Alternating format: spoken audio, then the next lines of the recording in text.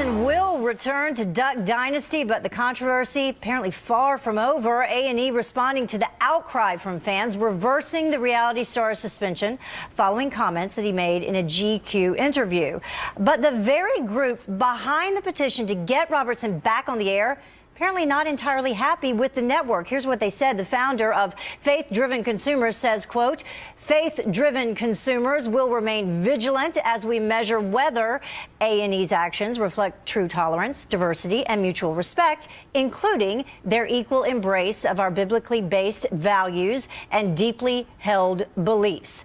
Joining us now, Michael Graham, Boston Herald radio talk show host, and Leslie Marshall, syndicated radio talk show host and Fox News contributor. Thank you both for joining us. Good morning. Good morning. So, it seems like no one's happy in this case with A&E. We have, the Christian conservatives saying, or at least this group, saying it's too little too late. They're not doing enough. We have GLAAD saying, they're not happy either. So how does A&E shape up in this? Leslie, I'll start with you. Is it a major blunder or major bank for A&E? I think it's going to be a major bank because I think more people tuned into Duck Dynasty that had never heard of it, like some people I was talking to over the holiday break, or some people that maybe have never watched it. In the end, remember, these people who are angry, they have a choice. They have a choice to watch Duck Dynasty or not, to watch anything on A&E or not, or to buy or not buy the products advertised. So at the end of the day, they have to decide, is their love of Duck Dynasty greater than their hatred of A&E? And one further thing regarding tolerance, everybody's talking about the gay comments Phil made. I mentioned this before here on Fox. I was offended about him saying that pre-Jim Crow laws that African Americans were happy. And I was quite offended by that as a white woman. And that does not speak of tolerance, diversity, or, in my opinion, Christian values. So, Michael, what do you think? Good move by A&E to reinstate Phil Robertson. And what about this group saying that, it's too little too late, not enough, and they're going to continue to monitor the situation?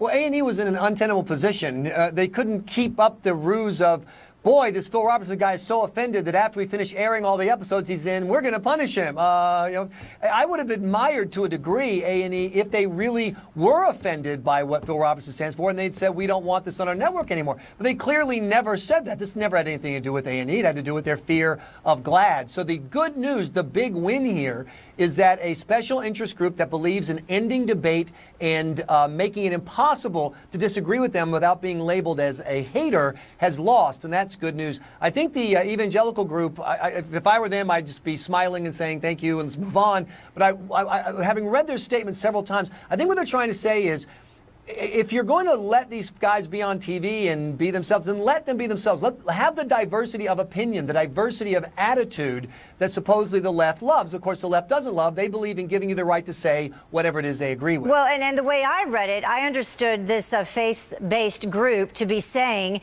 that they just want to make sure that A&E includes biblically valued perspectives as well, because A&E they're now saying that they're going to use this opportunity to create this PSA to talk about unity, to talk about tolerance and acceptance. So, Leslie, what is wrong with making sure that they include biblically based values as well? Oh boy, is that beyond a slippery slope. A&E has no responsibility to any religious group, Christian or otherwise, majority or otherwise. If Christians or any other religious organization want to watch something, there are on my TV 1,072 channels, and a number of them, such as the 700 Club, CBN, are just Christian channels. I think that's absolutely crazy. I mean, A&E puts this show on, either they like it or they don't, they watch it or they don't. And I do agree with Michael partially.